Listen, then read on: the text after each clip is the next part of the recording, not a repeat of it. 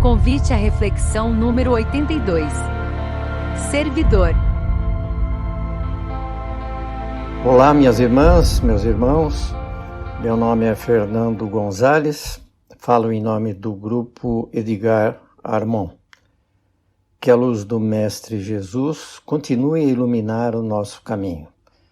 Trago para vocês o tema servidor, baseado no capítulo 6 do livro Fonte de Luz, psicografado por Divaldo Franco pelo espírito Joana de Ângeles. Quero iniciar pelo conceito de servidor. Servidor, conceitualmente, é aquela pessoa que serve a alguém ou a uma instituição. Mas o que exatamente significa servir? Podemos entender que se trata de cumprir determinados deveres e funções, de ser útil, de auxiliar as pessoas, fazer caridade, por exemplo. Não é difícil imaginar o papel do servidor. O melhor modelo de servidor que viveu aqui na Terra, Jesus Cristo, nos deixou vários exemplos de conduta, de atitudes, no modo de agir, onde se destacavam a simplicidade, as suas elevadas energias de amor e o cuidado com o próximo. Um verdadeiro mestre pelo exemplo. E ele nos convida. Às vezes não percebemos, mas esse mestre com frequência nos convida a segui-lo. Basta observarmos certas situações que se nos apresentam, que são reais oportunidades para servir. E como nos comportamos diante dessas situações? Não percebemos a oportunidade de servir? Ou a ignoramos, nos justificando estar com pressa e deixamos para que alguém ajude, ou coisa assim? Isso pode ser um sinal de que não estamos tão conectados com o propósito de servir. Temos, como servidor, um privilégio e um desafio a vencer. Seguir e servir a Jesus é um privilégio. Ser um servidor dele é um grande desafio. Porque servir vai muito além do que seguir. Para servir é preciso compreender a essência dessa tarefa. Trata-se de uma missão que exige conhecimento, preparo, prática e atitudes coerentes com os ensinamentos do Mestre. É importante destacar que estaremos arando uma terra bruta que exige força e determinação. Os requisitos mínimos para servir revelam-se nas atitudes de Jesus. O servidor de Jesus, já diziam, esvazia-se de si mesmo para servir. Coloca-se na condição de servo, assumindo compromisso com os mais necessitados. Ele emana energias de amor com simplicidade. Tem paciência para ouvir, respeitando as diferenças, pois todos somos irmãos, que assim como nós, têm desafios e barreiras a vencer. Todos eles são nossos irmãos. Os pilares que sustentam o servidor de Jesus são o amor, a caridade e a justiça. Palavras essas que tremulam na bandeira do bem-servir. Perguntemos a nós mesmos que atitudes concretas iremos assumir para sermos verdadeiros servidores de Jesus. Temos essa resposta bem clara em nossa mente? Que sejamos estimulados a carregar essa bandeira sem receio, sabendo, porém, que haverá dificuldades, resistência por parte de algumas pessoas. Servir exige resiliência, porém, deixa de ser um esforço quando o fazemos com amor. À primeira vista, parece complicado e difícil. Quem teria condições de viver agindo com tamanha grandeza como o Mestre Jesus agiu? O mais importante é entendermos o valor que representa a missão de servir, que, se bem compreendida, qualquer esforço que fizermos, suportaremos com leveza, porque valerá a pena. Vale lembrar que a subida de uma escada se dá degrau por degrau. Não importa em que degrau estamos agora, mas, sim, a certeza de avançarmos por um caminho de luz, cujo objetivo é nobre, isto é, ser um servidor de Jesus. Como iniciar? Esta é uma pergunta que pode surgir. Muito bem, como iniciamos esse processo? Um bom começo é saber que o servidor tem um compromisso consigo mesmo, com o crescimento de sua reforma íntima, para que ele seja capaz de caminhar, semeando bons exemplos por onde passar.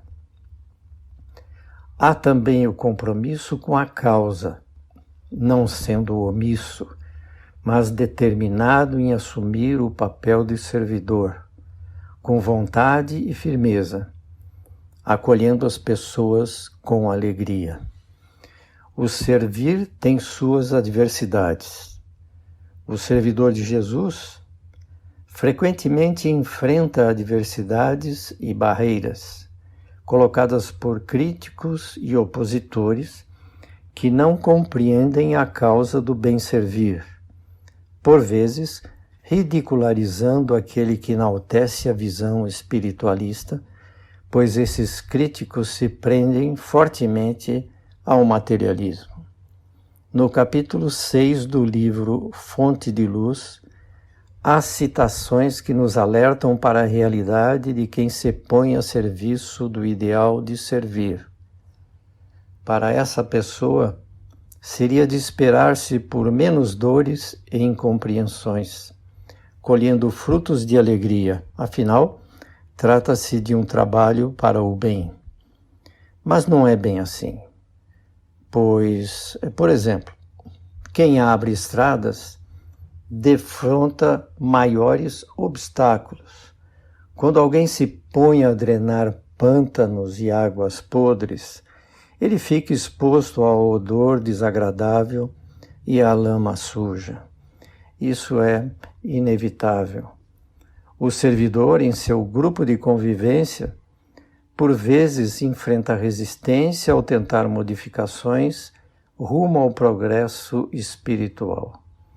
Porém, cabe a ele resistir diante de tais questionamentos, desenvolvendo um apurado controle emocional, mantendo o ânimo e avançando em paz. Como já mencionamos, servir exige resiliência. Lembrando que a Terra é um planeta de provas, temos como consequência que a luta é trabalho incessante. Com certeza, as provas nos levam ao cansaço. Ocorrendo isso, o que podemos fazer diante da fadiga e o desânimo? E diante de ocorrências desagradáveis?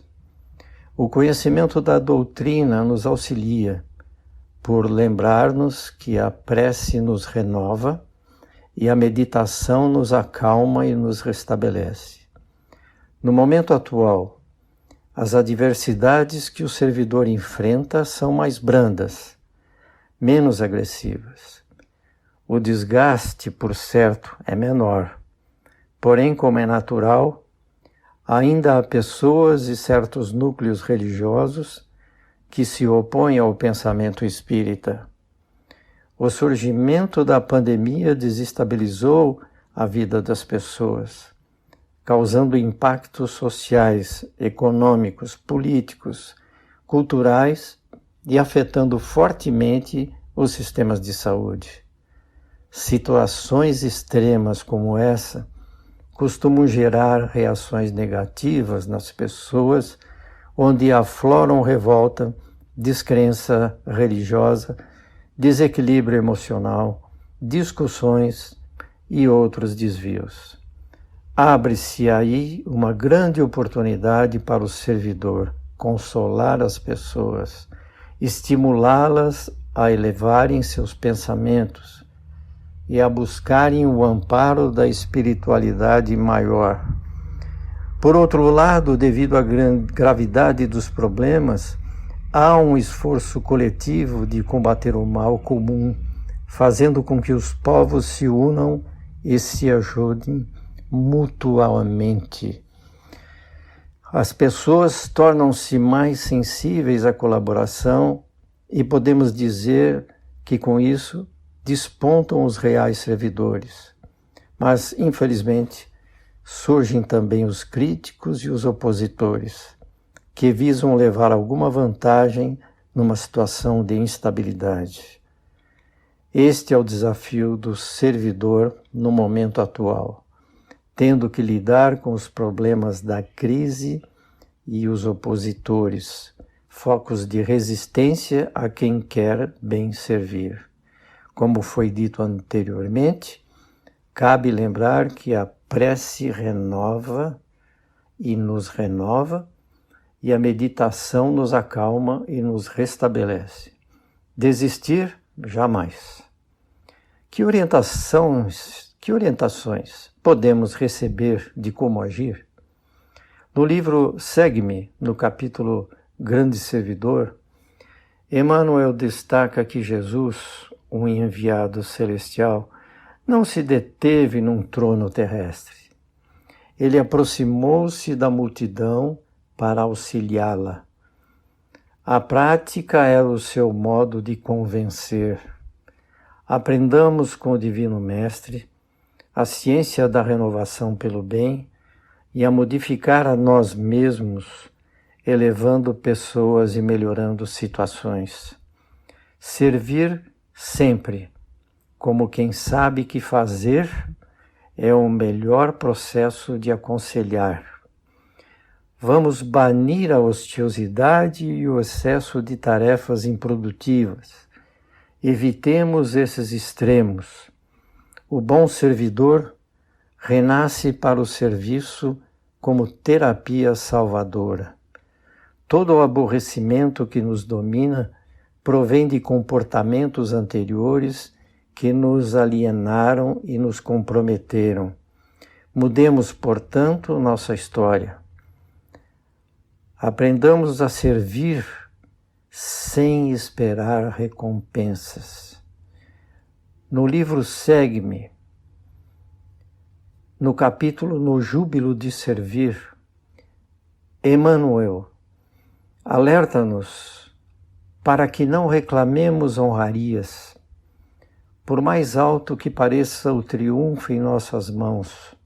Pelo contrário, pensemos nos que nos beneficiam, nos amparam e nos garantem.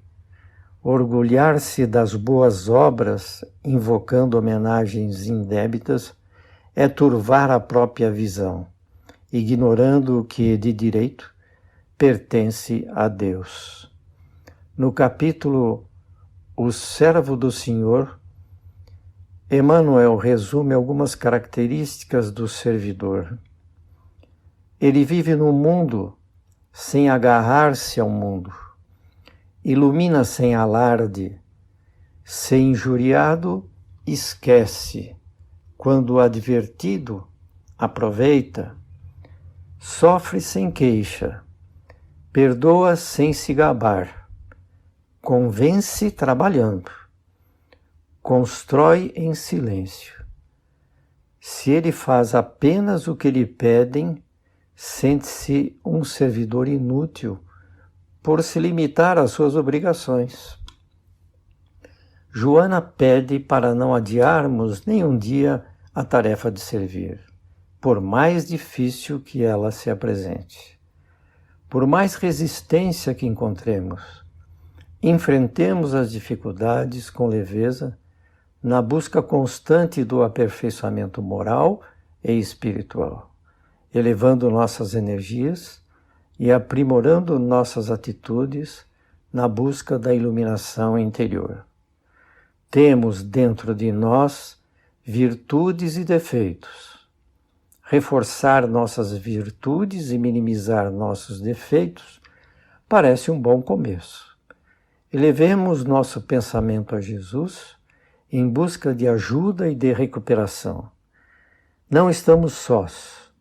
Joana recomenda que nos envolvamos nas doces vibrações que sustentam nossas energias, que preservam a nossa saúde e que vitalizam nossa disposição para continuarmos servindo. Uma vez entendido o valor de nossa obra e o benefício que recebemos ao servir, naturalmente teremos mais ânimo para seguir em frente. Não há como se arrepender de tão nobre missão. Abracemo-la com amor. Gosto de manter viva em minha mente uma fala de Jesus a Zebedeu, pai dos apóstolos João e Tiago, que diz: os filhos de Deus vivem de pé para o bom combate. Adotemos essa atitude com regularidade em nossa vida, para que continuemos firmes de pé no cumprimento do nosso papel de servidor. Que conselhos Joana e Emmanuel nos dão? Joana nos tranquiliza afirmando que dia virá em que as circunstâncias se alterarão e será então a época própria para colher a luz que espalhamos e o amor que incutimos em outras vidas. Ninguém até hoje se revelou maior servidor do que Jesus. Seu exemplo brilha através dos tempos, iluminando vidas incontáveis. Ele nunca se queixou, porque sabia que as criaturas humanas ainda se encontram na infância espiritual. Joana aconselha: toma-o como teu modelo e segue adiante. Quanto mais extenuantes forem as lutas, mais expressivas se fazem as vitórias. Não desanime, prossiga. O servidor está sempre a postos, pronto para servir. Siga o Mestre e sirva como ele, ensinando com o exemplo. Joana conclui dizendo: és construtor do futuro, no qual Jesus te aguarda para o memorável encontro. Nossa gratidão a Joana de Ângeles por esses ensinamentos. Que possamos servir e inspirar nossos irmãos a seguirem por esse caminho. Que Jesus nos abençoe. Que assim seja. Obrigado.